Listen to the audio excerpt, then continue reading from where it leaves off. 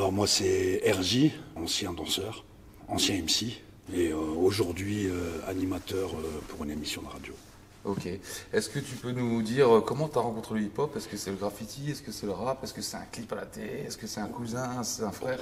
C'est la danse. Hein. La danse, je vais pas être original pour ma génération, mais 1983, le clip Thriller, quoi.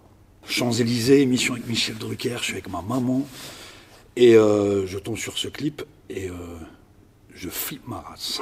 En voyant un truc mort-vivant, loup-garou, tout ça, tu vois. Mais je vois ensuite cet homme en rouge, habillé de rouge, et là, T'as quel âge Waouh, j'ai 4 ans, un truc comme ça, je suis petit, quoi, tu vois, mais vraiment. Hein. Mais je sais pas, j'ai encore musique, la danse, images, surtout ces mouvements, cette musique, tu vois, je me prends ça en pleine tronche, mais je suis super petit. Et si tu veux, donc la suite, je vois donc cet homme vêtu de rouge. Et je suis avec ma maman dans un tabac presse, tu vois, et puis je vois cette photo d'un magazine avec cet homme habillé. Je dis maman, et elle m'achète ce magazine, quoi, tu vois. Donc premier magazine que j'ai, et je connais pas encore le prénom, le nom. Et donc l'année suivante, donc 84, je retrouve un peu ces habits dans une émission, et c'est HIP HOP. HIP HOP, je vois Sidney avec ce blouson qui est dans le clip Thriller, en fait. Et donc là, tu vois, je me dis, il y a quelque chose, comme je te dis, je suis petit, hein, mais il y a ce truc, et je vois ces mouvements, je vois ces jeunes bouger aussi, et là, je bloque, là. Là, je bloque, et je me retrouve sur la moquette à essayer de faire une coupole, je me retrouve, enfin, tu vois, et tous les dimanches après-midi. Donc ça tombait bien, parce que mon père, il kiffait la série Starsky Hutch.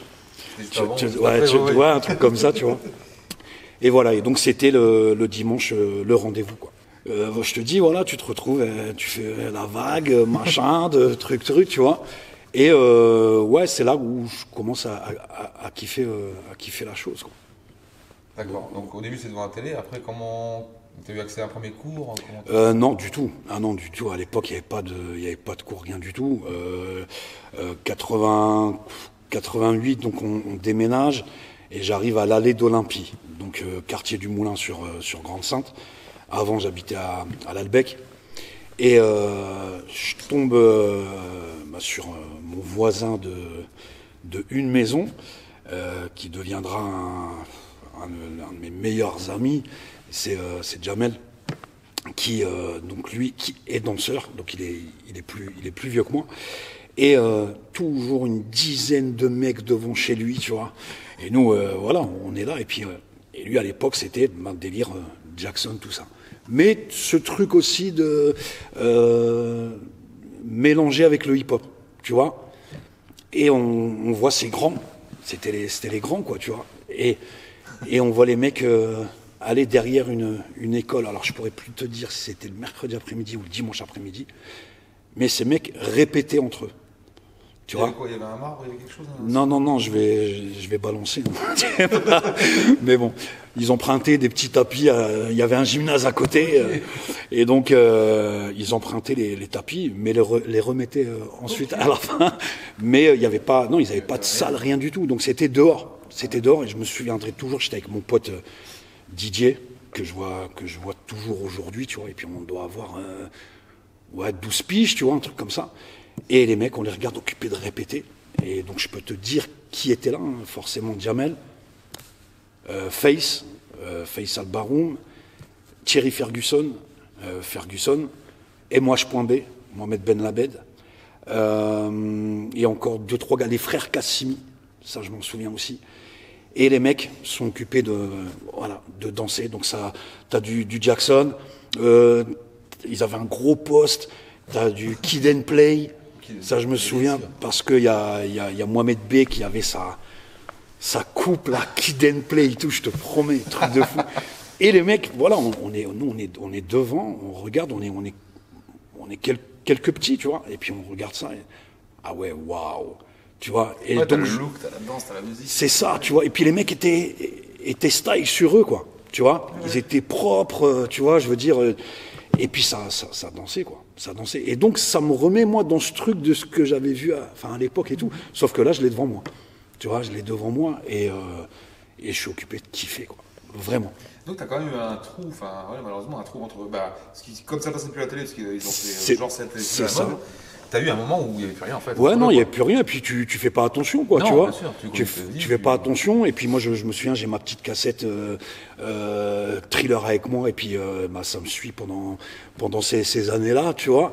Et mais à la télé, t'as rien, t'as rien qui passe, tu vois, parce que le câble, je l'ai eu tard. Le câble, je l'ai eu à partir de...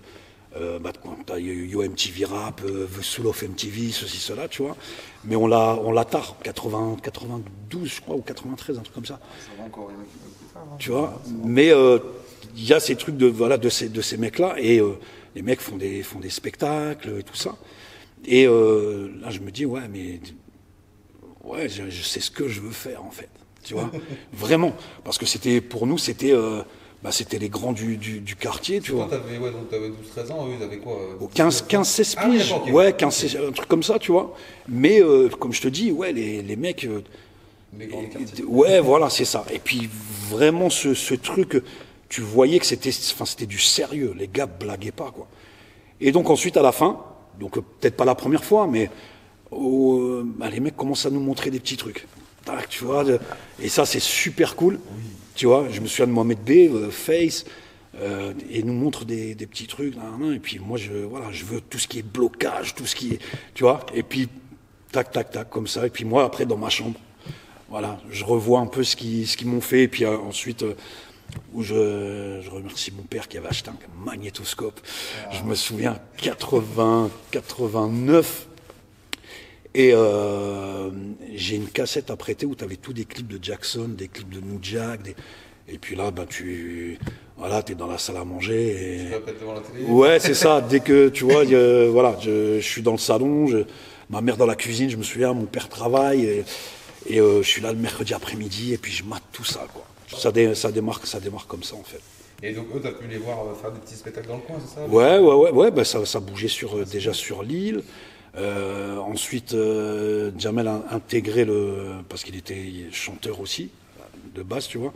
Donc il a créé un groupe qui s'appelait Jamel B and the Body Funk. Okay. Donc c'était un mélange de rap, de chant et de danse. 91, il me semble, je mets M6, Dance Machine. Oh, Dance Machine, oui. Mercredi après-midi. Et les mecs qui sont, donc les grands de notre quartier, sont à la télé. Je me souviens, c'était sur le titre, ils dansaient sur Under Pressure des Boyz II Men. Okay, wow. Et je vois les gars qui sont, tu vois, et je les vois à la télé, tu vois. Je me dis, waouh. Donc on enregistre et tout, quoi, tu vois. Et puis on était fiers de ça aussi, tu vois. Pour anecdote aussi, de ce qu'ils ont expliqué même plus tard. C'était à Paris, tu vois. Et des mecs du Nord, mais ils ont mis tout le monde d'accord, quoi. Et puis surtout le look. Il y avait même, je big up, il y avait Jacques Suzan, à l'époque du film Dernier Samaritain avec Bruce Willis, là. T'avais, c'était Michael Wayans, je crois, qui avait le chiffre 13.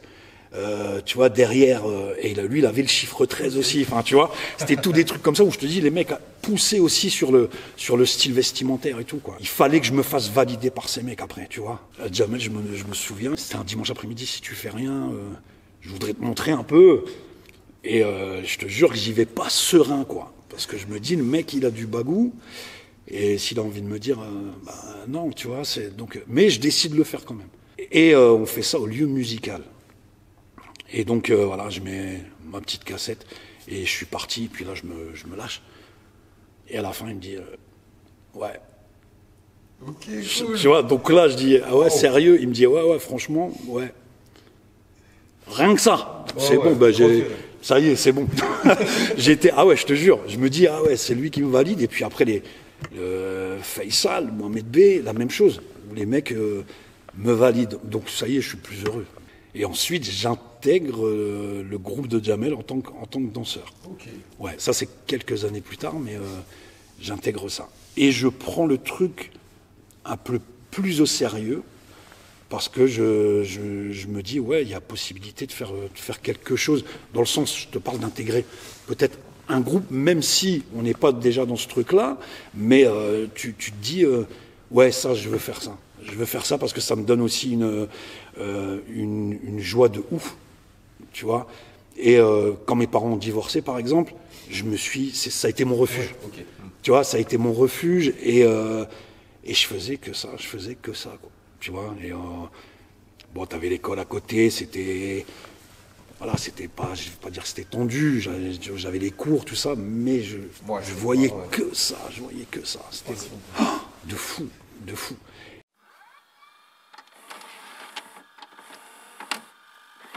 Août 95, un ami à l'époque, Adil, me dit, tu viens avec moi à Cannes. Je dis, ouais, à Cannes. Il dit, ouais, il dit, parce que son frère habitait là-bas. Et son grand frère lui avait demandé de venir pour garder l'appartement là-bas. Ok. J'ai 15-16 ans, une connerie comme ça. Ils disent, on part quand? Ils disent, on part demain. Ils disent, on part demain. Moi, je dis, c'est quoi le délire? Je vais voir ma mère. Je lui demande si je peux aller. Et puis moi, je t'avoue que j'avais jamais bougé, tu vois, à part sur l'île, comme je t'expliquais. L'audition a dit, mais sinon, j'avais jamais bougé ailleurs, quoi. Ma mère me dit, mais non, qu'est-ce que tu vas aller faire à Cannes? Voilà, t'es mineur, enfin, tu vois. Et je dis, s'il te plaît. Et bon, franchement, je l'avais bien saoulé. Et elle me dit, mais je peux te payer que l'aller. Je dis, oui, mais c'est bon. Je te jure, hein, mais même l'inconscience, tu vois. Je dis, mais moi, j'ai pas le billet pour le retour. Enfin, j'ai pas. Il me dit, t'inquiète pas, t'as la Croisette, il y a plein de spectacles, ceci, machin. Et lui, il était très, très bon en roller. Okay. Il faisait les slaloms, les machins, tu vois. Il était très, très fort sur ça. Et il me dit, moi, je ferai ça et toi, tu danseras. Et on va mettre la casquette. Ok. Tu vois? Je dis, ouais, ben vas-y, sans problème. Et donc, on fait ça les après-midi, casquette. Et lui, il fait ses trucs, et puis moi, je fais des trucs de danse et tout ça. Là, hein. À un moment, je fais même un truc sur MJ. Et puis après, ben c'est voilà, délire popine, tout ça. Et des gens mettent dans la casquette. Tu vois, truc de fou. Et j'entends RJ. Des gens, je te jure. Ok. Et des mecs de Grande Sainte qui sont là. Mais non. Mais je te jure, mais c'est toujours des petits trucs comme ça, des trucs comme ça. Karim, Hadj, et bon, ils étaient venus en vacances, quoi. Mais bref, on se voit là-bas, tu vois. Donc je pars de Grande Sainte pour aller à Cannes et je retombe sur des mecs de Grande Sainte, énormes. J'étais resté 2 semaines, il me semble. Et un matin, je suis tout seul dans l'appartement et il avait une petite terrasse. Son appartement se trouvait derrière le palais de Cannes, où il y a le festival de Cannes. Il habitait derrière. Première fois de ma vie que je voyais des palmiers, moi, tu vois. Et je suis bien, donc je fais le petit-déj, je suis tout seul, Adil n'est pas là. Et je me souviens, je mets le poste, et c'était la cassette d'NTM, Paris sous les bombes. Donc je déjeune avec ça. Et Adil qui vient, j'entends la porte, et il vient en courant. Il me dit, on bouge maintenant. Je dis, qu'est-ce qu'il y a? Il me dit, il y a Michael Jackson au Carlton. Je te promets. Je dis quoi? Il me dit, il y a Michael Jackson au Carlton. Je dis, mais comment ça? Il me dit, viens, on y va. Fin de matinée. Je suis en short. Je crois que ça a été j'ai pas pris de douche, quoi. Short, et on court jusque devant le Carlton. Effectivement, on voit du monde devant. Je dis, ouah, c'est pas possible. Tu vois des caméras, tu vois un monde de fou. Alors. Et on reste 2 heures. Ah ouais, est-ce que tu as pu rentrer au moins? Mais ah non, ouais, on était devant l'hôtel. Ouais. Tu vois, on était devant l'hôtel, mais il y avait rien, il se passait rien. Et il me dit, vas-y, viens, on bouge. Je dis, ouais, je suis dégoûté, moi. Et on bouge, quoi. Bon, après, voilà, c'est tout, c'est passé. Et je me souviendrai toujours, donc fin d'après-midi, début de soirée, on fait notre petit show. Tac, la même chose. Donc là, on a assez pour le billet de retour déjà, tu vois. Et puis, c'est cool, on peut s'acheter à manger aussi. Et il y avait 3 nanas qui dansaient à côté de nous. Donc c'était chacun son tour, parce qu'on avait un poste, elles avaient un poste aussi, mais on ne pouvait pas faire en même temps. Et elles dansaient sur Scream, MJ et Janet. Il faisait super bon, donc nous on a arrêté, puis on reste sur la croisette avec des potes à Adil, on discute, quoi. Et t'as une nana qui vient en courant, et je la reconnais, c'est une des danseuses. Et elle me dit, venez. Elle me dit, il y a Michael Jackson qui est dans le palais de Cannes. La même chose, on y va en courant. Mais voilà, il n'y avait rien du tout. C'était pas le festival de Cannes. Mais il est dans le palais, tu vois. Et je me souviendrai toujours, tu as une sorte de cylindre où tu as les escaliers, et de longs cylindres argentés, tu vois, qui font office de rampe, quoi. Et je me souviens que je suis comme ça, et il y a des gens en face aussi. Une Renault Espace grise, où tu vois que c'est vitre teintée, qui est devant. Et je suis comme ça, je te promets, mais franchement, je t'en parle, j'ai encore des frissons. T'as un mec qui sort, donc t'as les escaliers et t'as un gars qui sort. Et le gars, donc, tu vois qu'il y a un talkie-walkie et tout, et il se met à parler en français. Et il dit, si vous êtes calme, là comme ça, on était une trentaine de personnes, pas plus, je te promets. Monsieur Jackson descendra ici. Je dis, oh, c'est pas possible. Je suis avec Adil à ma gauche, et là il y a Nordine, un pote à Adil, où j'avais fait sa connaissance là-bas. Et je regarde et je dis, ouais, non, c'est pas possible. Tu vois, et effectivement, donc t'as Michael qui arrive, et je regarde comme ça. Et le mec, juste lunettes, chapeau, pas de masque. Et je dis, ah putain. Mais en fait, t'as l'impression que t'as un écran de télé devant toi. Tu vois, avec tout ce que je matais, moi, tout ce que. Et je dis, waouh. Et les gens applaudissent respectueusement, tu vois. Tac, et il commence à descendre doucement.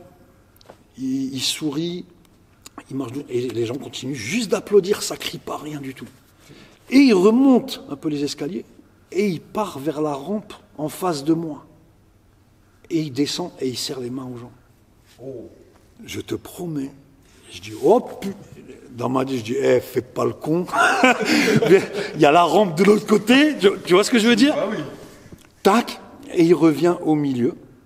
Il reste un petit peu, les gens réapplaudissent. Et là, il remonte un peu, il va vers la rampe en haut. Et il descend les escaliers. Et t'as les deux mecs de la sécu. Et il arrive à nous. Et puis là, je dis, you are the king of pop. Ouais, thank you. Enfin bref, le truc, tu vois, je dis, waouh. Tu vois, je suis là, mais j'ai encore les images, pas d'appareil photo, oui, pas de téléphone, forcément, tu vois. Et surtout, tu te dis, mais même avec Adil, les mecs, ils vont nous prendre pour des mythos, on va arriver sur GS, sur Grande Sainte, mais qui est-ce qui va nous croire, tu vois ce que je veux dire? Et véridique. Et là, je me dis, j'ai un moment, il rentre dans le Renault Espace, mais la porte enfin, c'est coulissant, c'est pas, tu vois, c'est coulissant, donc je le vois encore, en fait. Tu vois, je le vois encore, donc je lui fais ça, il fait ça. Et à un moment, je dis, ah, de la merde. Donc, t'as les deux mecs de la sécu, je passe la rampe et je me mets à danser. Tu vois ce que je veux dire? Je fais juste des petits pas vite fait. Je fais des petits pas vite fait, là, et véridique. Et puis, je vois, ça fait ça, et il fait ça. Non, et ouais, sur ma vie, je te promets. Je t'en parle, là, c'est encore... Bah oui. Et là, je fais... Oh, et puis là, hop, ça se referme. Et je fais, waouh, ah ouais. Là, ça y est, j'ai gagné. En fait, tu vois. Ouais, c'est ça, là, c'est bon. J'ai gagné. Ouais, j'ai fait le tour. Je t'en parle, je te jure, j'ai encore toutes les images en tête. T'imagines, il y avait une caméra de Canal+ qui était là, par contre. Ah oui. Ouais, par contre, j'ai jamais vu les images passer ou autre. Après, on a su pourquoi il était là. Ouais. Donc, vraiment off, il avait un rendez-vous avec le prince de Brunei, parce qu'en fait, le prince de Brunei, pour son anniversaire, au prince, il voulait un concert de Michael Jackson. Donc, il signait le contrat dans le palais. Bah, c'est vraiment un coup de bol, alors. Parce que lui, il vient officiellement en 1997 pour son film Ghost. Puis forcément, en rentrant après, on s'empresse de... Ouais, d'accord, ouais. Ouais, c'est ça, mytho, hein. Mais Adil et moi, on sait. tu vois le truc? Adil et moi, on sait. Tu vois? Ouais. Mais ça reste... Ouais, au moins, ça reste un truc... Waouh. Et en 1994, donc, tu avais déjà un groupe qui s'était créé avec Ludovic Tronchet. Donc ça, c'est plus ma génération, tu vois.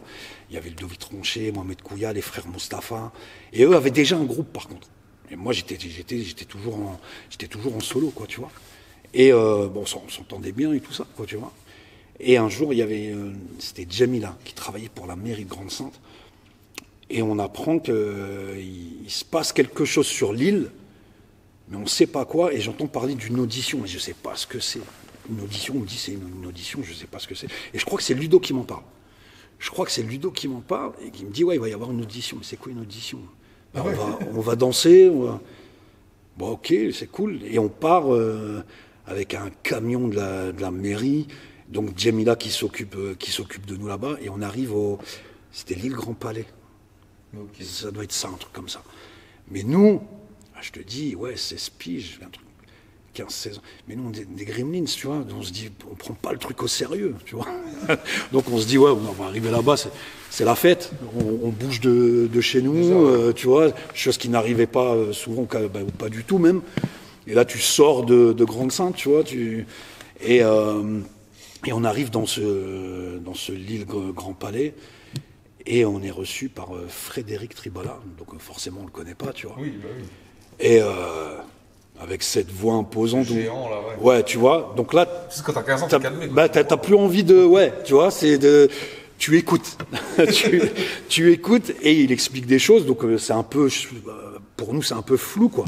Mais on entend parler chorégraphe américain. Wow.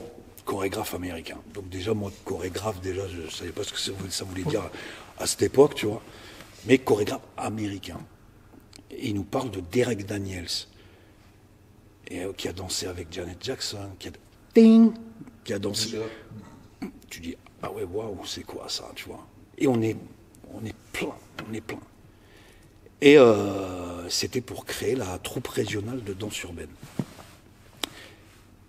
Et donc il explique qu'on va devoir danser, on va devoir apprendre une chorégraphie. J'ai jamais dansé avec les contes et tout ça, tu vois. Bah ouais, tu vois, tout ça. Tu vois, et c'était sur le rythme de la musique et tout, quoi, tu vois. Et tu vois que le truc, il est sérieux. Et là, on se regarde, tu dis, ah ouais, ok. Et il y a 220 participants. 220 participants, et on voit ce danseur arriver, et avec une certaine prestance aussi, tu vois. Et il explique un peu ce qu'on va faire. Donc, apprendre pas sur les comptes. Et je sais pas, ça vient même avec... Ludo est à côté de moi, mais ça vient tout seul. Tu vois, ça vient tout seul. En plus, il passe une première musique, c'était je crois que c'était MC Hammer. Tous les jets, un truc comme ça. Et juste après, on dansait sur Dangerous de Michael. Et donc voilà, 220 participants, ils expliquent qu'ils prennent que 20 danseurs. C'est énorme. Tu vois, enfin, c'est pas beaucoup, je veux dire. Enfin, ouais. Et tu fais pas attention, tu te mets pas de pression parce que c'est la première fois que tu vis ça, et puis voilà, mais on verra bien. tu vois, ouais, voilà, on se prend pas la tête du tout. Et sur la première audition, ils en prennent 33. Parce qu'ils n'ont pas réussi à départager, en fait. Donc il y a 33 danseurs sur les 220. Et on est 5 de Grande-Sainte sur les 33. Tu vois, on est 5. Et je sais plus combien. Enfin, on était partis à une quinzaine, mais tous ne dansaient pas. Et on est 5 de Grande-Sainte.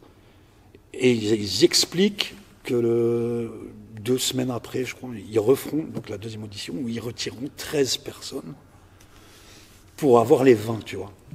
Et là, on prend le truc un peu plus au sérieux. Ah ouais, là, t'as tout dit, ouais. Ah ouais, là, tu te dis, ouais, puis surtout quand tu vois ce truc professionnel, entre guillemets, tu vois, et t'es là en ligne, t'as 3-4 lignes, le mec passe derrière toi, tu vois, tu te dis, ah ouais, le truc, ça rigole pas, quoi. Et donc, stress pendant 2 semaines. Stress pendant 2 semaines, je répète ce qu'on avait fait sur la scène, tu vois, et ouais, c'est ça, tu vois, mais le truc, tellement t'es dedans, ouais. Tu te rappelles des trucs et tout ça, et on revient la deuxième fois, et là, t'as des 33 personnes, donc t'avais des mecs de Maubeuge, Roubaix, Lille, Tourcoing, Grande-Sainte, Maubeuge, j'ai dit. Et donc, on est les 33, quoi. 33, et il va y en avoir que 20, sauf qu'ils te disent rien du tout à la fin. Ils te disent, on vous appellera, je te promets, je te promets, véridique. Et tu te dis, ah ouais, d'accord, ok. Donc je me souviens que dans le camion, c'était personne qui parlait, Voilà, donc on attend la réponse. Et après, je fais plus attention. Tu vois, je te dis franchement, je fais plus. Répondu longtemps après Pour moi, ça me semblait c'est long. Ouais, je t'avoue. Et je me souviens que je suis dans la salle à manger, le téléphone sonne, et c'est ma mère qui répond. Et j'entends Jonathan. Je dis qu'est-ce qu'il y a? Je dis viens. Et alors je sais plus si c'était Fred ou il me semble que c'était lui. Et félicitations, vous avez été pris. Waouh, tu fais ouais, c'est cool, tu vois.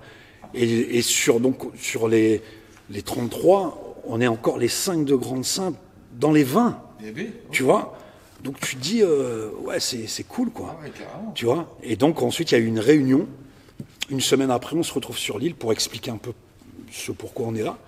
Et ils expliquent donc voilà, troupe régionale, et ce sera pour les quartiers d'été en 1994, pour 45 minutes de spectacle, donc répétition tout le mois de juillet, et avec une quinzaine de dates au mois d'août, quoi. Et là c'est énorme, parce que c'est une colonie, en fait, tu vois. Tu te retrouves, t'es avec tes potes, tu vois, et tu te retrouves avec d'autres personnes. Tu vois, et ce qui était génial, c'était que t'avais pas de... Enfin, moi, j'ai aucun mauvais souvenir. C'était plus des mecs, je me souviens, Farid, il s'appelait. Il était très, très fort debout. Et quand on avait terminé, admettons, les répètes, on se prenait un temps où ils nous montraient aussi des pas. Donc, on continuait à apprendre, tu vois. Et ça, c'était énorme. Et donc, on a fait ça pendant tout le mois de juillet. Ouais. Donc, on dormait là-bas. On rentrait le week-end et sur ces répétitions, il nous explique qu'il va y avoir une autre audition.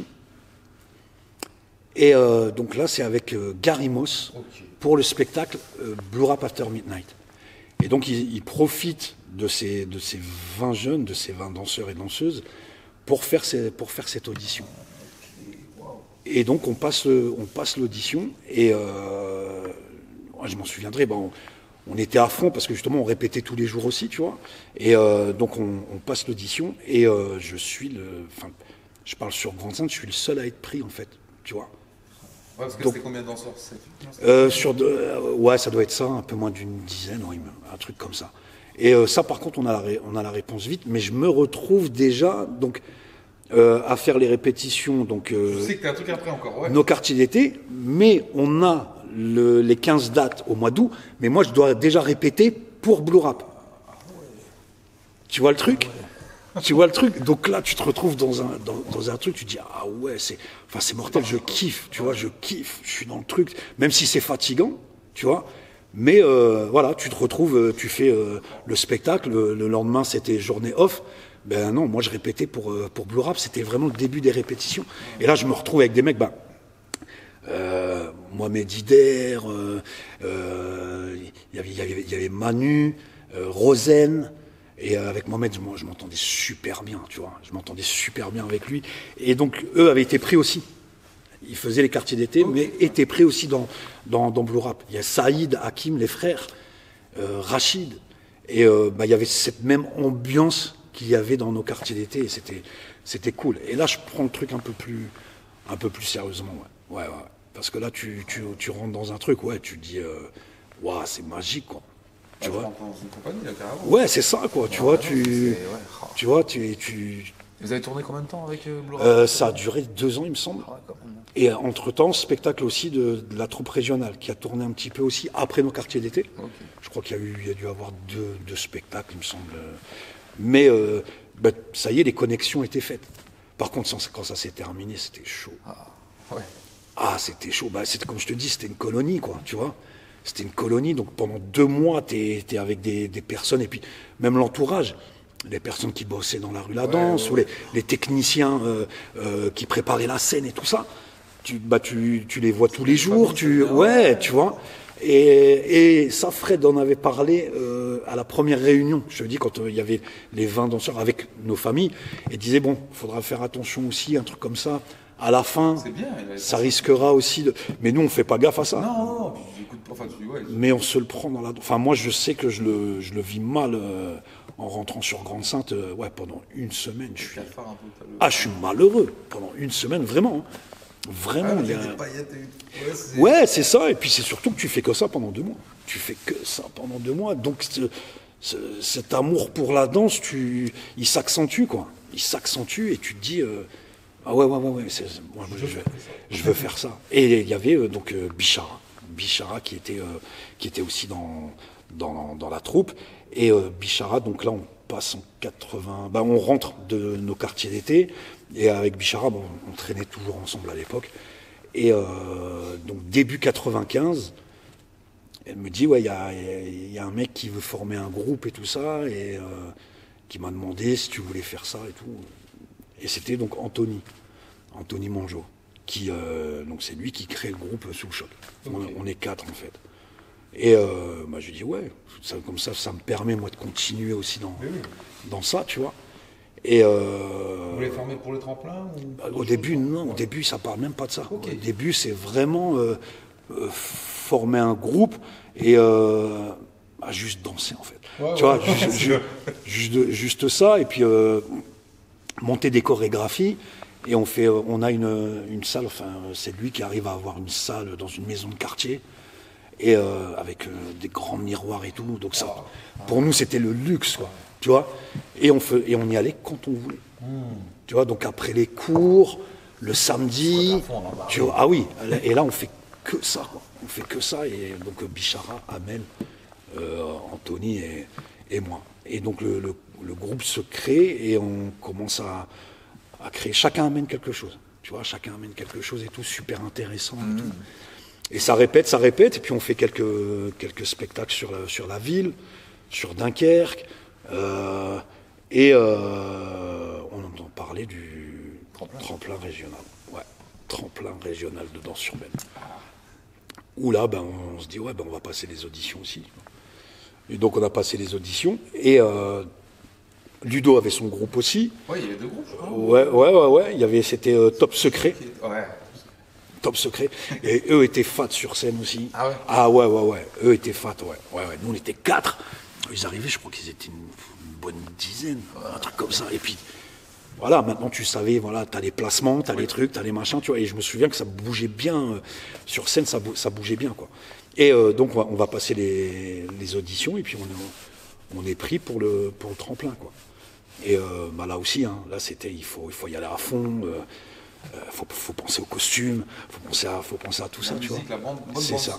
C'est ça. Et entre deux, tu as Moustique, donc qui était parce que je crois il y a 2. Ouais, voilà. Mais donc le premier qui était dans la rue de la danse, qui monte un groupe sur Grande-Sainte, où là le groupe de Ludo, le mien et d'autres personnes à côté se rassemblent pour ne former qu'un. Et on est pris aussi pour le tremplin régional. Et là, là il y avait du niveau. Il y avait un groupe aussi. Il y avait Cosmos. Cosmos qui était là.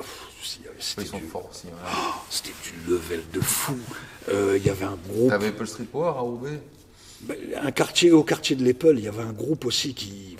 Il y avait Apple Street Power, il y avait New Dance Street, il y a eu le groupe Abraham, il y a eu Dance of Dream, il y a eu plusieurs groupes, mais à Apple, tu dis.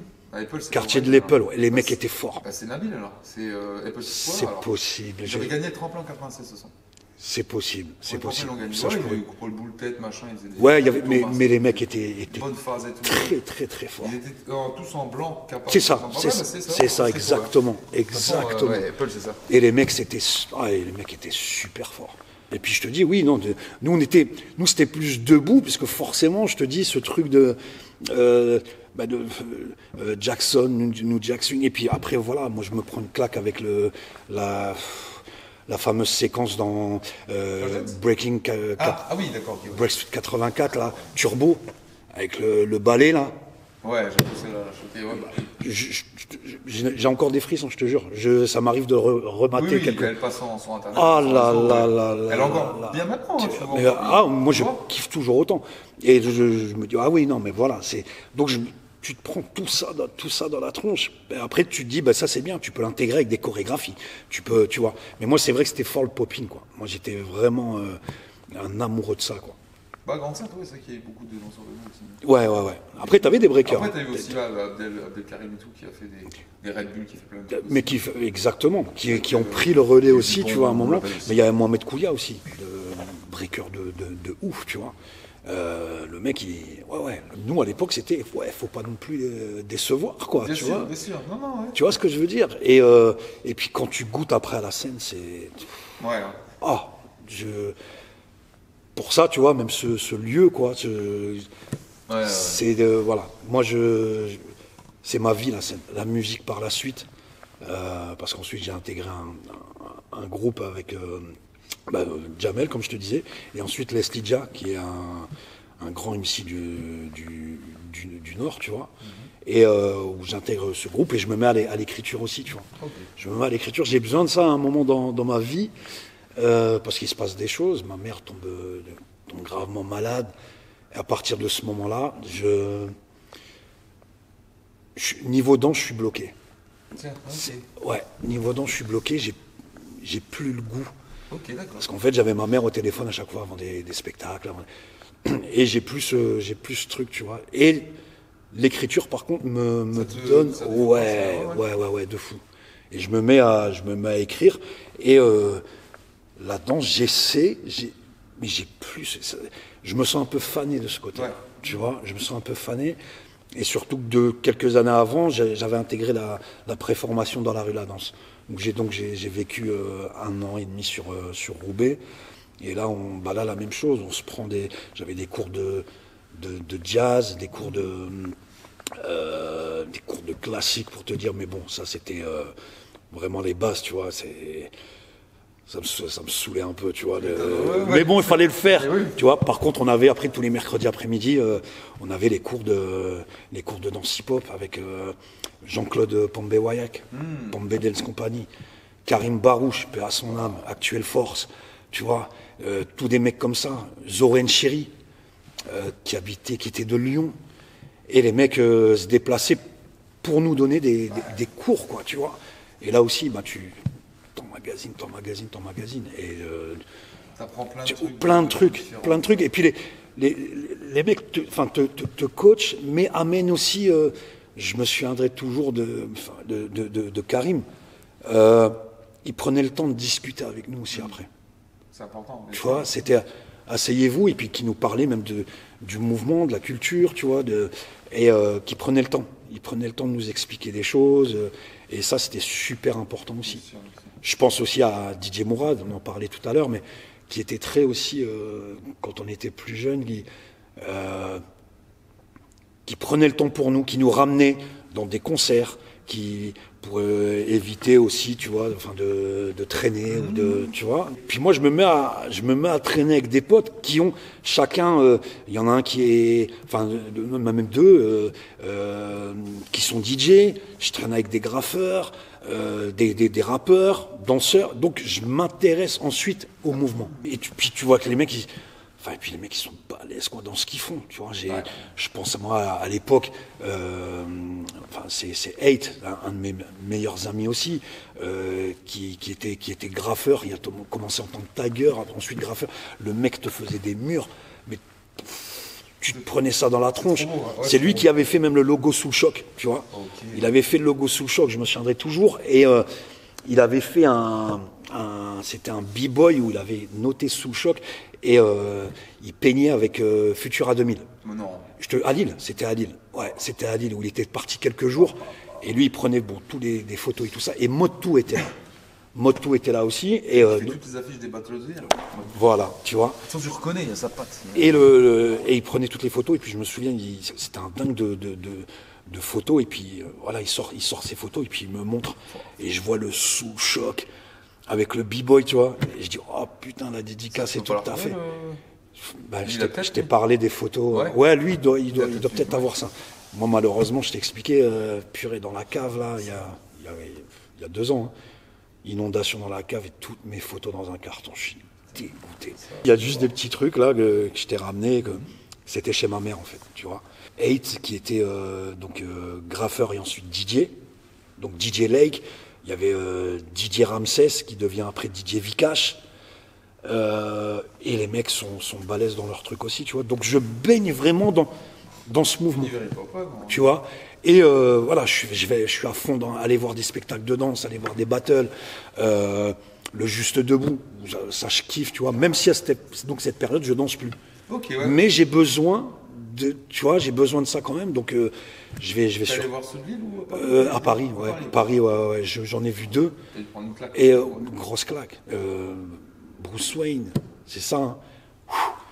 Tu le vois, ah ouais, tu te dis ah ouais, respect quoi, tu vois. Il y a Salah aussi, là aussi, tous des mecs, et ça te redonne le truc aussi quoi, tu vois, ça te redonne le truc et tu dis ouais, tu peux pas lâcher comme ça, tu vois. Donc je reprends après, je bosse dans les fameux emplois jeunes à l'époque, je bosse dans un lycée et c'est un prof qui me dit ouais mais tu faisais de la danse tout ça, et je donne des cours dans ce lycée en fait. Parce que juste avant, tu as le fameux emploi jeune pour la ville de Grande-Sainte, où je passe une audition, donc là je retourne un peu en arrière, hein, mais c'est après la préformation dans la rue de la danse, donc c'est 98 il me semble, 99. Moi j'intègre la scène nationale, le bateau-feu. Oh, ok, ah oui, c'est où je donne des cours, quand même. je donne des cours de danse pour le bateau-feu. Je pense être un des premiers sur Dunkerque, sur l'Aglo, à donner des cours de danse dans toutes les maisons de quartier, en fait. Et j'en avais 6 ou 7. Et donc, c'était mercredi toute la journée et samedi toute la journée. Et ouais, là, je kiffais aussi parce que tu passes à autre chose. Oui, transmission. Tu vois, tout ça. Et ces petits jeunes qui ont aussi l'envie. Et en parallèle, l'année suivante, j'entends parler, donc la mairie de Grande-Sainte va faire passer une audition pour un emploi jeune pour donner des cours de danse sur la ville. Et donc là, tu te dis, c'est pour moi. Hein. Tu vois, tu veux, que tu vas dire, ouais, attends, là, c'est carrément ce que tu veux faire, et la ville où tu habites, oui. Tu vois. Et on passe les auditions, c'était un samedi soir, il me semble. Et c'était dans l'école de jazz sur Grande-Sainte. Et donc on passe les auditions et tout ça. Je ne vais pas rentrer dans les détails, mais il y a Ludo qui est là, il y a moi, il y a Anthony, je crois qu'il y a Mohamed Kouya. Je crois qu'on est 4 à passer, il me semble. Et donc voilà, moi je suis là, je suis serein. Serein, pas dans le sens... ouais, je vais être pris ou pas, c'est pas ça. Mais le truc, je sais qu'il y a des échauffements à faire avant, tu vois, donc t'en as qui font pas d'échauffement, je prépare un échauffement, ceci, et ça se passe super bien, tu vois. Et on nous dit qu'il va y avoir la réponse d'ici 15 jours. Donc ça, c'était le samedi. Et le lundi, le dos m'appelle et il me dit ouais, t'as vu, il y a déjà eu une réponse et tout. Je dis non, c'est pas possible. C'est pas possible. Mais il y a déjà eu une réponse et ils savent déjà qui ils allaient prendre. Là, tu te dis c'est pas fair play, c'est pas cool quoi. Tu vois. Mais bon, c'est tout, ça se passe. Comme je te dis, je rentre pas dans les détails, mais ça met une grosse claque. Surtout, là, on peut pas donner de cours sur Grande-Sainte. C'est seule la personne qui a été prise, c'était Anthony qui avait été pris. Au départ, il était seul, et nous, derrière, on pousse pour qu'il y ait un deuxième emploi jeune, et c'était Lassène Moustapha, qui a ce deuxième emploi jeune. D'accord, il y a donné des cours aussi. Donc ouais. Et donc, c'est là qu'ils mettent en place, avec Anthony, les cours de danse sur Grande-Sainte. Sauf que les danseurs, donc sur Grande-Sainte, nous, on peut pas donner de cours, puisque c'est eux qui les donnent. C'est bloqué à eux deux, quoi. Tu vois, mais heureusement que j'ai ce truc où... T'as le bateau-feu à côté, quoi, tu vois. Heureusement qu'il y a ça, tu vois. Et puis avec Ludo, je sais, Ludo a toujours été dedans, il danse encore maintenant, tu vois.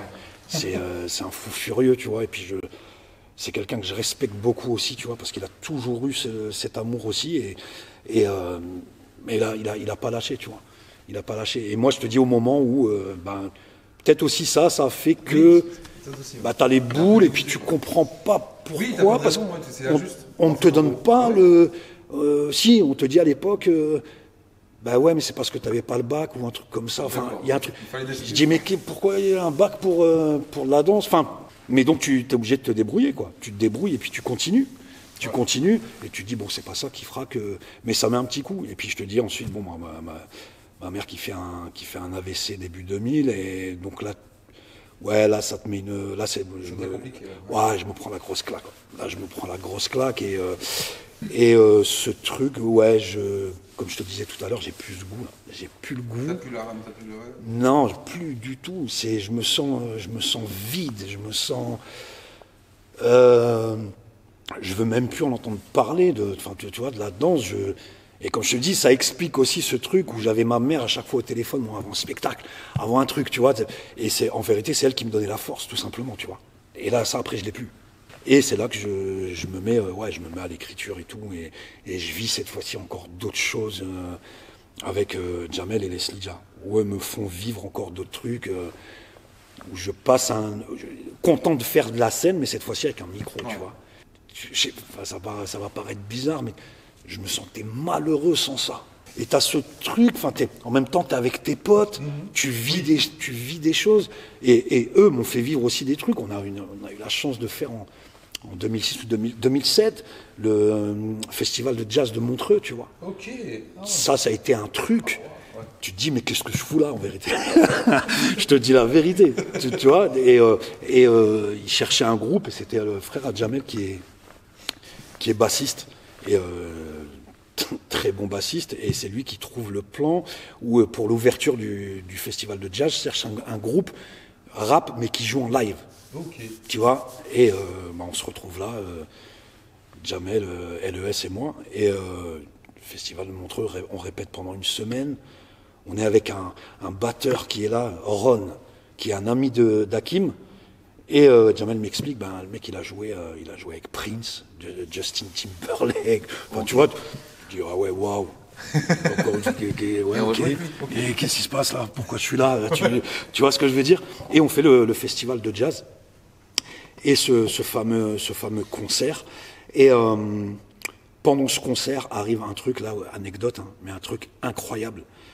On termine un morceau qui s'appelle Le Soleil, je m'en souviendrai toujours, et Jamel vient vers moi, il me dit, regarde à l'oreille, il me dit, mais regarde, il y a qui?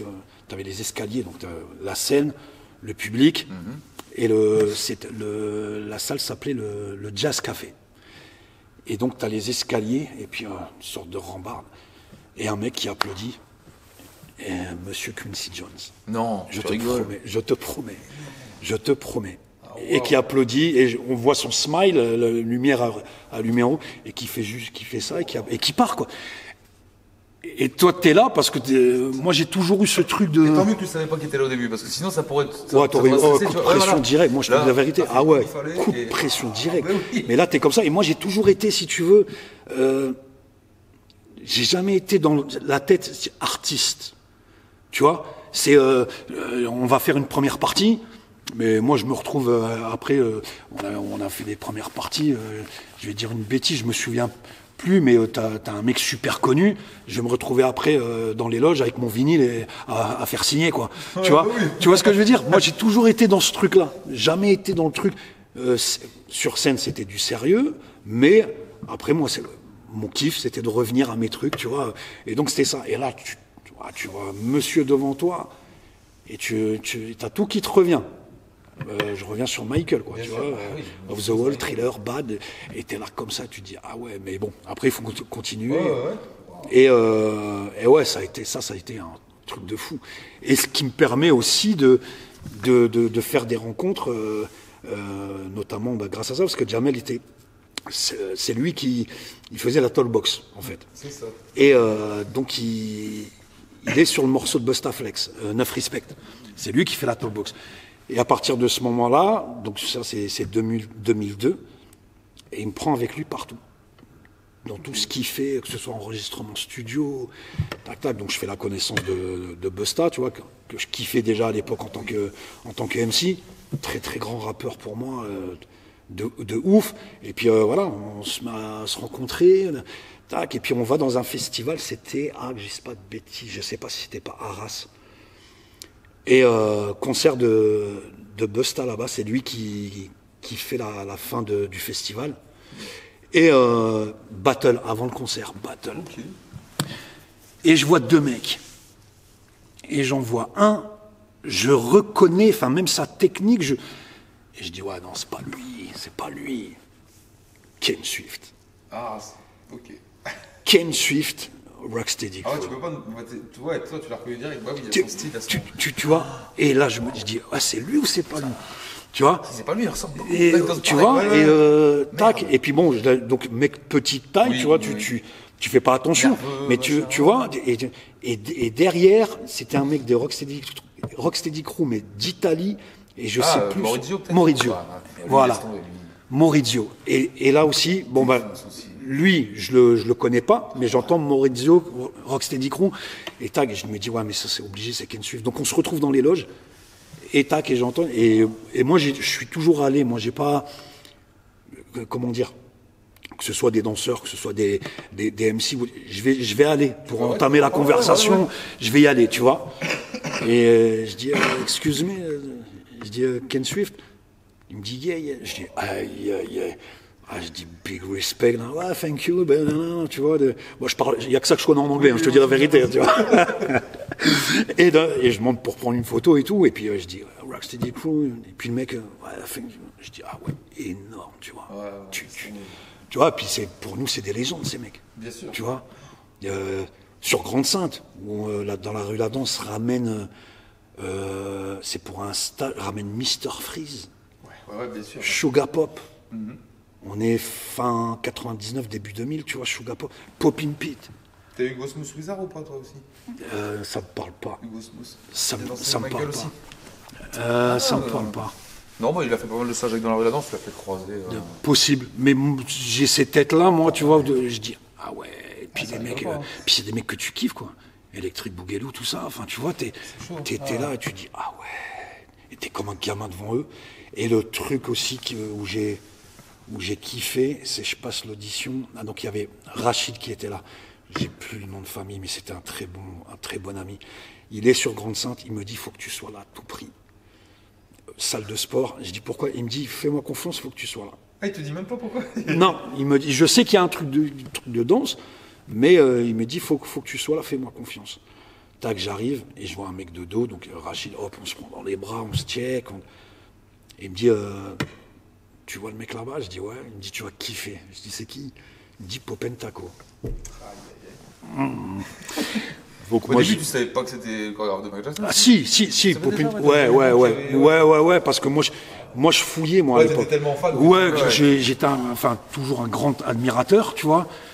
Fan, j'aime pas trop, tu vois, mais un grand admirateur de MJ, quoi. Et j'ai toujours suivi, puisque je m'intéressais aussi aux danseurs, tu vois, qui étaient avec lui et tout. Dans le magazine, t'avais des photos. Et c'est ça, tu vois. Et donc, c'est Bruno Falcon. Ouais. Et il me dit Popen Taco. Et je dis, ouais, arrêtez tes conneries. Il me dit, ouais. Et moi, je le vois, allez, donc je te parle ça, 99, 2000, non, un peu plus de 2000. Mais moi, je me rappelle de lui, où je vais, à l'époque, je vais au concert de Jackson, donc History Tour en 97, à Ostende. Et à l'époque, il avait des longs cheveux. Ouais. Et je vois, style, ils font les balances. Et je suis devant. Les portes ouvraient de l'hippodrome à 16h. J'étais là depuis 1h du matin. Tu vois, t'imagines le truc? Et donc, pour être devant la barrière, quoi. Et je vois un mec, bam, blocage, bam. Et je sais pas que c'est lui, tu vois, mais je vois un mec avec des longs cheveux et tout. Et il te fait des blocages et tout. Je dis, oh, lui, c'est un tueur. Et je suis avec un pote, Bruno, ancien danseur aussi. J'ai oublié de l'intégrer tout à l'heure. Il est de la génération au-dessus. Très, très grand danseur aussi à l'époque. Et il me dit, lui, c'est Popen Taco. Et donc, j'enregistre aussi ce truc-là. Et je le vois là, dans cette salle de sport sur Grande-Sainte. Tu vois, tu te dis, ouais, le mec, il a fait Captain Neo, il est dans Smooth Criminal, il a bossé avec MJ. Et le mec, il vient, on se dit bonjour et tout. Et Rachid, il me dit, danse. Je te jure, il me dit, danse devant lui. Je dis, mais arrête tes conneries. Moi, là, franchement, j'étais pas bien. Il me dit, mais vas-y, fais-le, danse. Et il lui parle en anglais, et il dit, ouais, en gros, il va danser. Je dis, ouais, c'est chaud ce que tu me fais là. Tu vois? Et bing, je commence à danser. Je me dis, ah, de la merde. Et là, je me lâche, quoi. Mais je me lâche. Et puis, voilà, popping, nanana. Et puis, je le vois, il sourit, il bouge un peu. Et j'ai fini. Il me serre la main et tout.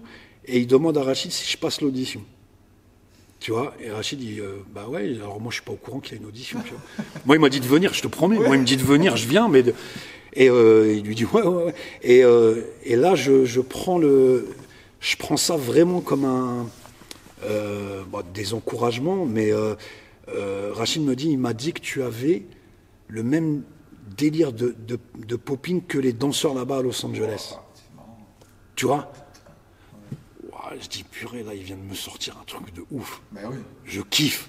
Tu vois, lui qui te sort ça, je dis, ah ouais. Style West Coast, Et non, bah ouais, parce qu'en plus, tu regardes, même Michael, c'était fort sur le tronc, sur le tac, tu vois. Ici, bam, tu vois. Et sans le savoir, bah, le mec me sort ça. Et puis, moi, je dis, ah ouais, c'est énorme. Donc, et puis, je passe l'audition, et puis, je suis pris pour le spectacle qui se faisait au Bateau Fait aussi. Ouais. Et là, tu danses avec Monsieur Taco, quoi. Un petit moment, on se retrouve, on était à 4, et puis il y a chacun, je me souviens, un petit solo, et puis il y a ce moment où on fait une petite choré à 4, et waouh. Il est resté un bout de temps, lui, hein, dans le coin. Ouais. 4 ans, Ouais, et puis il est beaucoup aussi avec du côté de Béthune. Béthune. Ouais, du côté de Béthune, C'est ça. Ouais. Mais je crois que c'est même eux qui l'amènent ici, je crois. Enfin, c'est Martine Legras qui. Martine, exactement. La maman de. de Guillaume. Ouais, Guillaume Legras. C'est ça, hein, Bien, Guillaume. Ah, tu vois, ouais. Pop Génération, là. Ça doit être ça. Ouais, non, mais il y avait une bonne énergie hein, à l'époque sur. Parce que je t'avoue que maintenant, je suis plus trop. Je suis ce qui se fait sur Grande Sainte avec Abdel aussi et tout ça, tu vois. Mais sinon, ce qu'il y a à côté, je suis plus trop. Mais par contre, voilà, dès que je peux parler avec un danseur ou une danseuse ou autre, tu vois, ça me rappelle aussi des choses, tu vois. Et puis parce que bon, ça a bien changé aussi, parce que maintenant, ce que les mecs ou les nanas font, c'est affolant, vraiment, tu vois. Ouais, non, mais des trucs, on dirait ils ont fait un effet vidéo, mais non, en fait, tu vois. Non, ouais, c'est pas possible, c'est un montage, non. Incroyable. Non, il faut des déplacements, Et puis cette énergie, quoi. Ouais, tu vois, cette énergie qu'il y a, c'est vraiment affolant. Il y a du level de fou. Et ouais, donc voilà, donc je te dis, ensuite, ça a été, voilà, mon premier amour dans le hip-hop, c'est la danse, ça restera la danse forcément. Et ensuite, en tant que MC, et voilà, après on a arrêté en 2015 et Leslie Ja a fêté ses 30 ans de rap et on a reformé le temps d'une soirée, c'était le 15 novembre dernier. Okay. On a reformé le temps d'une soirée, on a reformé notre groupe et on est passé sur cette scène justement. Okay. Et le groupe s'appelait Lords. Et voilà, on se retrouve à repasser ensemble 10 piges après sur scène, tu vois. Et là, c'était un beau moment aussi, à plein d'émotions. Ah ouais, c'était quelque chose. Et donc voilà, donc je te dis, je pourrais pas vivre sans, quoi. Même parce que je suis un activiste hein, aussi, tu vois. Je veux dire, je bosse à côté maintenant aussi, même pour le mouvement, j'ai une émission de radio, comme je t'ai expliqué, tu vois. Tu seras passé normalement déjà là dans l'émission, mais où voilà, ça fait maintenant 3 ans et on voulait vraiment représenter. Ça s'appelle le Get Down Radio Show, l'émission qui rend hommage à la culture hip-hop, où on invite des personnes, que ce soit de DJ, danseurs, graffeurs, MC. Voilà, c'est ça. Et on a différentes émissions. Donc l'émission, on va dire normale, entre guillemets, qui représente avec une playlist classique, nouveauté, rap US, rap FR. Des émissions spéciales où on va se focaliser sur un groupe américain ou même un groupe français, et la playlist sera autour de ce groupe ou de ce MC. Et les émissions hommages, où là on essaie de recevoir l'invité dans les studios, essayer d'avoir des personnes qui nous ont fait kiffer, quoi. Et ça fait maintenant 1 an et demi où on réussit à faire ça, amener des personnes. Ça a démarré l'année dernière avec, on a reçu Daddy Lortzi et Go Size de la Clica, tu vois, groupe que j'ai saigné à l'époque. Et là, les mecs te disent, bah ouais, ok, envoie un podcast de ce que vous faites, et puis on verra. Et les mecs viennent, et puis on fait une spéciale pendant 2h, 2h30 sur eux.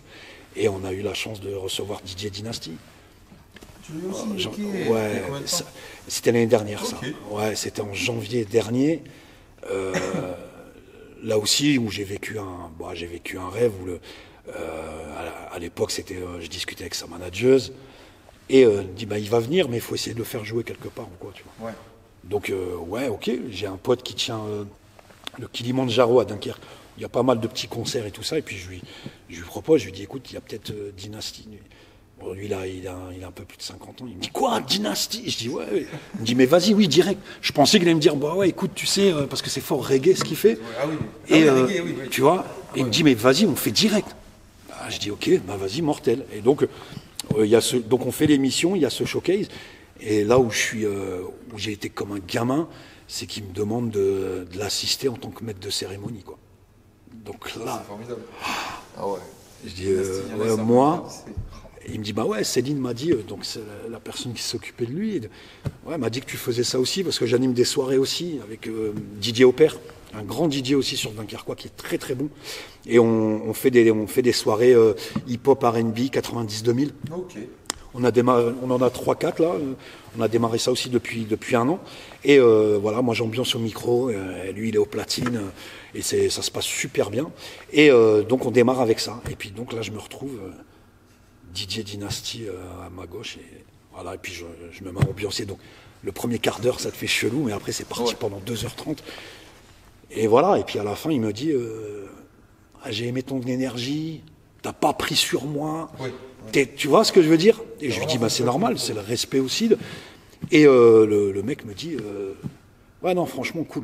Et à refaire, waouh. Tu vois, moi, c'est tous ces trucs-là. C'est tous ces trucs-là qu'il faut. J'ai pas besoin de. C'est un truc, tu vois, je demande pas d'argent, enfin, tu vois, mais c'est le kiff. C'est là où je me dis, bah, le résultat, il est là de toutes ces années aussi. Et simplement de pouvoir jouer, quoi, tu vois, que ce soit un showcase, que ce soit sur une scène, mais j'ai besoin de ça, tu vois. Tu vois ce que je veux dire? Et là, tu dis, et puis tu te fais congratuler, entre guillemets, sur des mecs que t'as kiffé toute ta vie, quoi, tu vois. Parce que moi, je reste un gamin, en vérité. Je te jure, je suis jamais dans le truc... je vais arriver sur scène, quoi. Je sais ce que je fais, tu vois. Mais j'ai pas la prétention de. Oui. Tu vois ce que je veux dire? Tu prends pas pour non plus. J'ai toujours ce truc de. Bah, je suis comme un gosse. Je suis comme un gosse. Tu vois? Même quand on reçoit quand on reçoit nos invités, même à l'émission, quand les mecs me disent, ben ouais, c'est bon, bah écoute, on vient. Donc je suis avec mes amis, Corleone, Nasser, je dis bon ben lui il vient. Sérieux? Je dis, ah ouais, sérieux. Et là, c'est la même chose. On va bosser l'émission, on va ramener nos vinyles, parce que je suis un dingue de vinyle. Mais là aussi, je vais ramener mes vinyles, ils vont me les signer, et on va pouvoir discuter même encore pendant 1h30 après l'émission. Ils vont nous parler d'anecdotes, tu vois, tout ça. Et c'est magique, quoi, tu vois. Même les mecs qui nous disent, on a reçu Olkinry, Kafir du groupe La Brigade, Sully Céphile, tous des mecs que j'écoutais moi à l'époque, tu vois, et que les mecs te font confiance, Jazz, d'Afro Jazz, et les mecs, voilà, font confiance et puis quand ils viennent, c'est voilà, on fait le job. Tu vois qu'ils sont pas non plus, tu vois, ça se prend pas non plus pour. C'est ça aussi. Carrément, tu vois, carrément. Tu vois, et c'est ça que je respecte, parce que c'est des mecs qui sont dans le mouvement, quoi. Tu vois. C'est des gars qui ont fait des trucs de fou, tu vois. Ils sont pas là. Et les mecs, non, les gars, ils sont là. Tu te poses, tu discutes, et on va parler mouvement, on va parler, tu vois. Je me souviens de discuter avec Jai, le mec me parle, il me dit ouais, ben je vais voir des trucs de danse de temps en temps, enfin des trucs, tu vois. Et tu dis ah ouais, les mecs ils sont aussi, tu vois, ils sont dedans. Ils sont pas rap, ils sont hip-hop. Mais c'est ça. Tu vois. Et moi c'est ça, quoi. Tu vois, je suis hip-hop, quoi. T'as fait un peu de graphe alors un peu, non? Non, alors, graffiti, je vais te dire la vérité. Bon, j'ai essayé. Oui. J'ai essayé. Graffiti, non. Par contre, taguer, ouais. Mais bon, c'était des tags à la vite fait, parce que mes potes faisaient ça. Donc, il fallait que je sois avec eux, mais il y avait ce côté aussi un peu adrénaline, tu vois. Oui. Et truc DJ, là aussi, j'ai essayé aussi, mais c'était pas mon délire. T'en as qui font beaucoup mieux, mais par contre, je vais pouvoir rester pendant des heures Ah ouais, moi, des top à regarder, tu vois. des mixtapes de scratch. Même mes potes, quand ils faisaient ça, tu vois, je pouvais rester 2-3 heures, les voir scratcher, tu vois, s'entraîner. Ah ouais, et même encore maintenant, hein, on a un mouvement tellement riche. Et j'ai un ami, c'est devenu un ami, hein, et qui est resté b-boy dans l'âme. On en avait parlé, toi et moi, en off, il y a un petit temps, EJM, qui est J'allais le voir à Paris, je connais. pionnier, tu vois, du rap français, quoi. Et ouais, donc UGM, je l'ai vu plein de fois. On allait Tu le vois. rejoindre après son boulot, on allait sur une terrasse et tout. Tu vois, et puis par Il contre, est toujours 100 000 à l'heure. toujours, Ah, toujours. Ben, il vient souvent, tu vois, à la maison, tu vois. Je vais à Vitry de temps en temps, mais par contre, passionné de fou, quoi. Ouais. Quand je vais mettre à parler hip-hop avec lui, mais il va savoir te parler de chaque discipline, tu vois. Et pourtant, voilà, c'est un des premiers rappeurs français. Ouais. Et il aurait pu peut-être se limiter, cette génération-là, première génération, était avec ce mouvement, cette culture. Et il te parle toujours avec autant de passion, tu vois. Et c'est un mec que je respectais énormément parce qu'il est chargé aussi d'histoire. Et il a les yeux comme ça, tu vois, quand il parle. Et c'est toujours une joie de pouvoir partager avec lui, vraiment. JM, Iron 2, je sais pas si tu as déjà vu Iron 2. J'ai déjà discuté avec lui via Bretagne, je crois. Instagram. Ok. C'était Eji qui m'avait mis en plan avec lui parce qu'on diffuse des sons justement dans l'émission, tu vois. Où le mec avait sorti un truc, je lui ai dit si tu veux, voilà, on peut passer ce son-là pendant l'émission. Il me dit ouais, avec plaisir. Et donc on a conversé un peu au téléphone. Là aussi, c'est tous des old-timers, tu vois. C'est tous des mecs qui ont du bagou. Et puis moi, ça, je prends. Tu vois, tout ce qui est anecdote, machin, J'adore lui. tu vois, c'est des mecs qui ont vécu l'époque, quoi. Quand j'ai arrêté, par contre, là, ça a été aller mater des concerts à gogo, tu vois, à Bruxelles, avec mon ami Corleone, on est des dingues de ça aussi, aller voir les MC rap US, tu vois, qu'on écoutait à l'époque, et qu'on va voir en concert à Bruxelles, c'était avant le Covid, ça, il me semble, où on allait, à un moment, c'était peut-être une fois par mois, et Jeruzo Damaja, Artifacts, Large Professor, Groupe Homme, tous des trucs, parce que moi je suis pro East Coast, tu vois, parce que ça vient de là-bas, New York, quoi, tu vois, ça vient de là-bas, même si j'aime beaucoup la West Coast, mais nous on était pro, avec aussi un groupe qui s'appelait La Triade aussi sur Grande-Sainte, en groupe de rap. T'avais Production Incorruptible et La Triade. Et je dansais aussi j'avais dansé pour Prod et j'avais été danseur aussi pour le groupe La Triade. Mais qui était un groupe, voilà, ambiance au Prod et tout, New York, quoi. Okay. Ah ouais. Et donc il y avait ce truc de, tu vois, et on avait eu la chance de faire la première partie de Beatnuts à l'Aéronef. Ok, rien que ça. À Lille, ouais. 15 mecs dans le public. Je sais pas. Ouais, Beatnuts. Mais nous, on kiffait. Je te dis, c'était un truc de fou. Anecdote aussi, tu vois. Mais tu te dis, ouais, tu fais la première partie d'un groupe rap américain et tout. Et puis, on écoutait, nous, déjà, Beatnuts à l'époque, tu vois. Tu vois, tous des petits moments de vie où c'est le plus important pour moi, tu vois, de vivre ces moments, tu vois.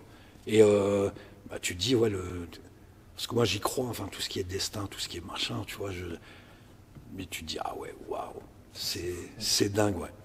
Ouais, c'est dingue. Ah, ça reste des souvenirs de fou, quoi, de fou.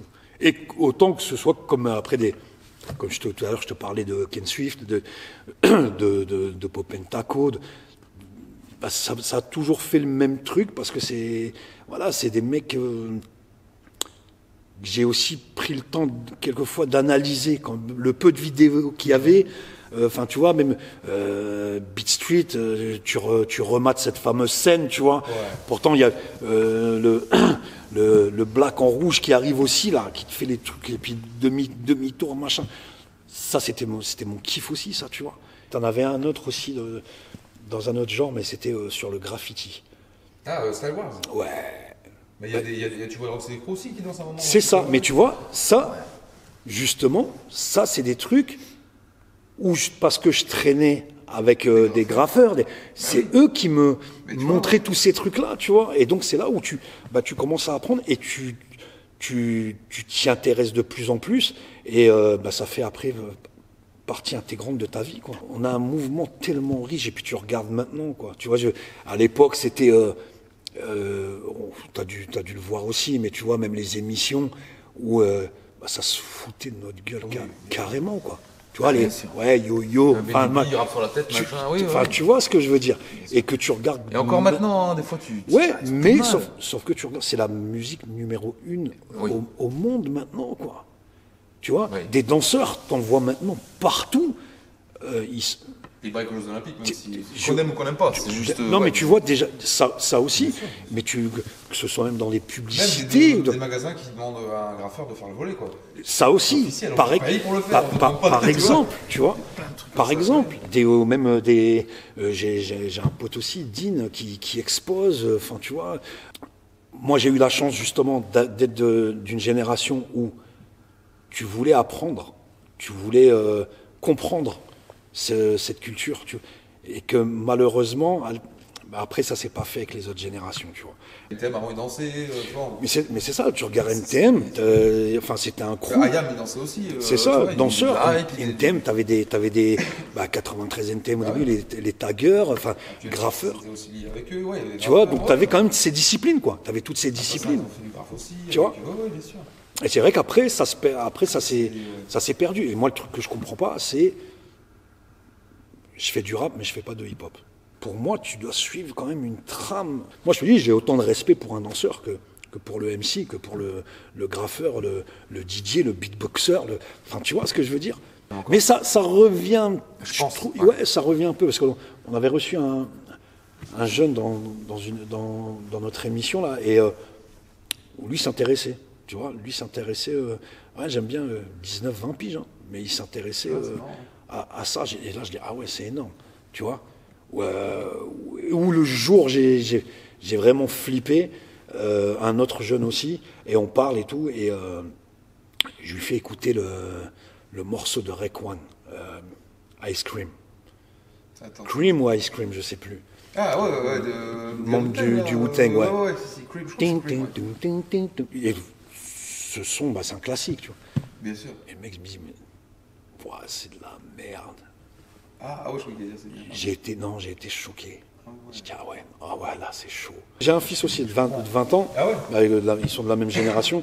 Et j'ai toujours fait attention à pas le rentrer, pas le forcer ou des trucs comme ça. Ça aussi, tu vois. Mais forcément à la maison que je mettais du son, quoi. Et donc le jour où j'ai kiffé, c'est quand je me souviens, puis c'était de sa génération, mais tu avais un morceau de Section d'Assaut qui passait à la télé, et je lui dis, t'aimes bien? Il dit, papa, mets-moi un Biggie, s'il te plaît. Ah là, je dis, c'est bon, là, allez, c'est bon. Je te mets tout l'album, fils, si tu veux. Tu vois ce que je veux dire? J'ai une pièce avec mes vinyles, tout ça, et puis il dit, papa, tu peux me parler, admettons, de cet album, ou je trouve ça énorme, tu vois. Et puis c'est un partage avec ton fils, tu vois. Est-ce que tu as un mot de la fin, une anecdote que tu as oubliée, quelque chose à partager avec ceux qui vont venir? Là, juste moi, si tu me permets, je vais te faire la publicité par rapport à mon émission. Donc le Get Down Radio Show, c'est une émission, donc comme je le disais tout à l'heure, qui rend hommage à la culture hip-hop, et c'est tous les samedis soirs à partir de 21h en direct. Sur 93.3 FM et sur le net www.mitfm.fr. Et donc voilà, on est à 4 pour le moment. Donc Corleone, Nasser, moi et fraîchement débarqué Johan, vidéaste. Parce on a ouvert une chaîne YouTube où on fait aussi on se déplace en concert, et quand on peut pas recevoir les gens dans l'émission, on se déplace. Ouais, on se déplace. Là, dernièrement, on a fait pour les 25 ans de la brigade, du groupe La Brigade. Il y avait le Testament, voilà, on a pu tous les avoir et les interviewer, donc c'est super cool. On se prétend pas, tu vois, intervieweur ou autre, mais voilà, on se prend un petit peu au jeu, et puis c'est bien parce que YouTube, bah, comme ta chaîne en fait, tu vois, ça reste. Oui, c'est ça. Tu vois ce que je veux dire? Donc On je peut trouve que profiter quand on veut, on peut remonter. c'est bien aussi de laisser cette marque pour les personnes qui seraient intéressées même plus tard, tu vois. Et c'est pour ça qu'aussi on prend vraiment, on donne de l'importance vraiment à l'artiste ou autre, parce que tu nous verras pas dans les vidéos, tu nous verras pas, c'est un peu le même concept que toi, Oui, quoi, oui. tu vois. Mais ça, pour nous, ça sert à rien, quoi. C'est vraiment laisser la place À l'invité. voilà, exactement. Et donc voilà, sinon à part ça, on espère pouvoir continuer encore plusieurs années si Dieu veut, et on bosse déjà sur 2025 où là aussi il va y avoir Du lourd. ouais, écoute, je pense, il y a des choses qui sont validées, d'autres non, mais ouais, Puis il y a des choses qui vont arriver à un moment, enfin, il y a des choses qui... ouais, c'est ça aussi. Donc, au niveau des réseaux, vous avez donc YouTube, mythe.fr, ça Ça c'est pour écouter l'émission sur le net. Donc il y a www.mitfm.fr. On a des podcasts aussi. Là en ce moment on a un petit problème avec l'enregistrement. J'espère que ce soir ça va le faire. Et les podcasts on a un Spotify où on a tous les podcasts. Donc tu vas sur Spotify. Instagram, c'est là où on bosse le J'ai plus. réussi à avoir votre show en direct. C'est ça. Mais le son était meilleur sur le mythe.fr, donc je suis retourné. C'est ça. Bah, en fait, si tu un veux, live, quoi, en fait. on fait un live, c'est juste, voilà, parce qu'on sait que tu as des gens qui aiment bien aussi regarder, mais téléphone, sur si vraiment tu kiffes le son, faut vraiment écouter sur le site internet de Mythe FM, où là, tu as vraiment le son qui est super bon. Et donc voilà, quoi. Donc je te dis, on continue toujours dans ce même kiff, et on continue à s'amuser, à se faire plaisir. Super. Voilà. Écoute, un grand merci pour ton Merci à partage, toi et merci pour l'invitation. Et je remercie Cis qui a fait le lien entre toi et moi Ouais, aussi. carrément, ouais. Et un gros big up à elle qui est une grande activiste aussi, tu vois. Et donc voilà, on a besoin les contacts, de ce genre de personnes aussi, tu vois. sûr. Très très important. Donc un gros big up à toi, B-Bog Knowledge. Et voilà, je sais que tu seras aussi dans l'émission, ou l'émission sera déjà passée. Oui. Mais voilà, c'est un plaisir aussi de te recevoir et bonne continuation pour la suite, man. Merci. Big up. Salut. Yes.